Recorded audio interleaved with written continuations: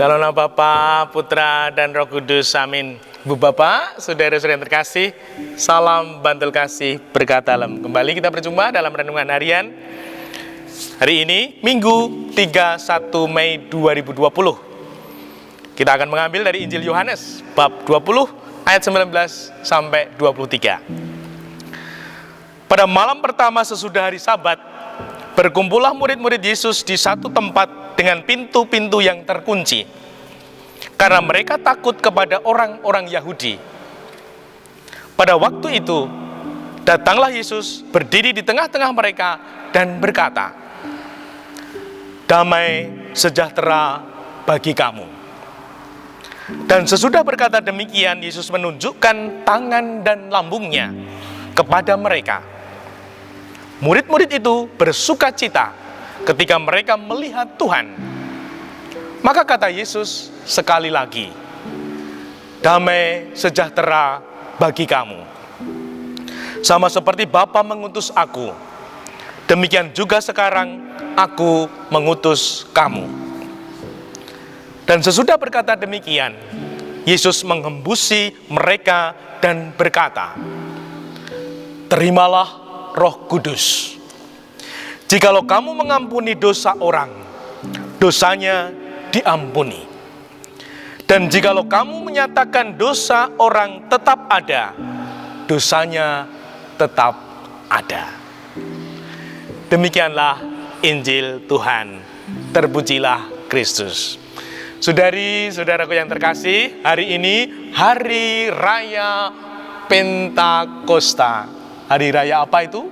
Hari Raya turunnya Roh Kudus. Roh Kudus diberikan kepada kita, yaitu setelah 50 hari Yesus bangkit, Yesus akan meninggalkan kita, Yesus memberi Roh Kudus. Terimalah Roh Kudus. Nah, semoga kita semua menerima Roh Kudus itu, sehingga kita menjadi pribadi-pribadi yang dipenuhi, dikuasai, ditemani, dilindungi oleh Roh Kudus. Dan kita tahu Roh Kudus itu dilambangkan apa? Merpati dan juga lidah api.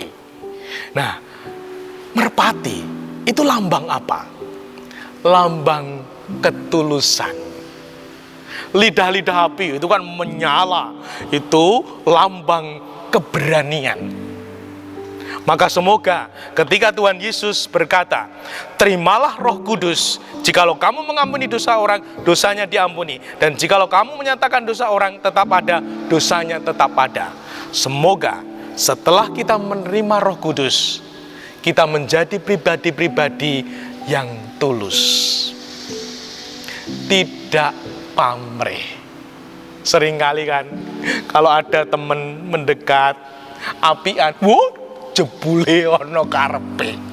Atau juga mungkin anak tiba-tiba rajin ini, rajin itu, lalu kemudian, "Bu, Pak, minta duit." Itu selalu ada pamrih, ada maunya. Semoga ketika kita menerima Roh Kudus, kita menjadi pribadi-pribadi yang tulus, tanpa pamrih dalam pelayanan, dalam keluarga, dalam komunitas, dan sesama kita. Dan kita juga menjadi pribadi yang berani.